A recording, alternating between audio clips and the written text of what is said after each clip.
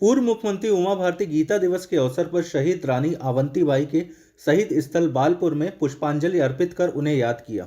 उमा भारती ने रानी अवंतीबाई समाधि स्थल में कहा कि आज गीता दिवस है। भगवान कृष्ण ने अर्जुन से कहा था कि सामने कोई अपना भी अगर अधर्म के मार्ग पर है तो उसके विरोध में खड़ा होना चाहिए। इसके बाद उमा भारती का काफिला डिंडौरी के लक्ष्मण मड़वा नर्मदा तट पर पहुंचा।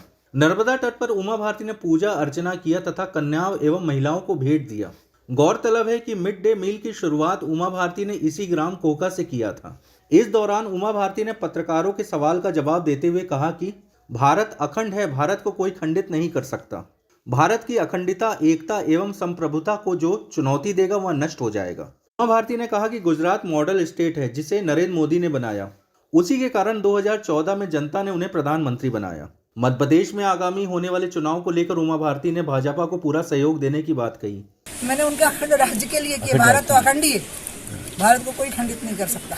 भारत की अखंडता, एकता और संप्रभुता को जो चुनौती देगा वो नष्ट हो जाएगा। गुजरात के लिए तो आपने किया, मध्य प्रदेश और 23-24 में जो चुनाव है मैं बिल्कुल पूरा सहयोग करूंगी इसमें कि भारतीय जनता पार्टी की सरकार यहाँ बने। गुजरात चुनाव की क्या स्थितियाँ बनेंगी? गुजरात तो मॉडल स्टेट है, मोदी जी ने बनाया और उसी के कारण उनको लोगों ने देश का प्रधानमंत्री पद के लिए 2014 का जो वोट पड़ा है वो गुजरात के मॉडल पे पड़ा है।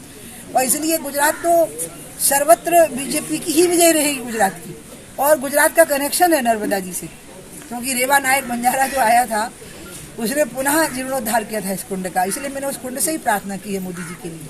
आज सीएम शिवराज सिंह चौहान भी जो है एक्शन में दिखाई दे रहे हैं लगातार। आज डिंडौरी में भी कल वो तो हमेशा एक्टिव रहते हैं। मैं तो उनको मना भी करती हूँ कि इतनी मेहनत मत किया करो, रात दिन उनको चैन ही नहीं मिलता। इसलिए आज क्या, वो तो मुझे लगता है वो जब से सीएम बने तब से एक्शन मोड में ही रहते। बहुत मेहनत करने वाले सीएम हैं। उतनी मेहनत के बाद भी ताकि भ्रष्टाचार उसी तरीके से है, अधिकारी लोग उसी तरीके से। अब ये तो आपको शिवराज जी को बोलना पड़ेगा, ठीक है। और शराबबंदी को लेकर के भी आपका वो मेरी उनसे बात हुई है तो उन्होंने मेरे को कहा कि हमको नई नीति का जो ड्राफ्ट है उसमें वो मेरे से और बाबा रामदेव जी से पूछेंगे। देखिए, मैं शराब की विरोधी हूँ, सरकार की नहीं। मैं शराब की विरोधी हूँ, बीजेपी की नहीं। मैं नियंत्रित शराब वितरण प्रणाली चाहती हूँ। और शिवराज जी ने सरेआम पब्लिक में घोषणा की है। जब बाबा रामदेव हम बैठे हुए थे मंच पे और भी उनने कमलेश दाजी और संत बुलाए थे सभी समाजों के, उन्होंने कहा है कि जब नया ड्राफ्ट बनेगा, क्योंकि क्या हुआ कि एक दो जगह हमने बंद करवाई तो कोर्ट से स्टे लेके आ गए, क्योंकि उनके पास ग्राउंड था स्टे ले आने का, तो उसमें फजीता हो गया।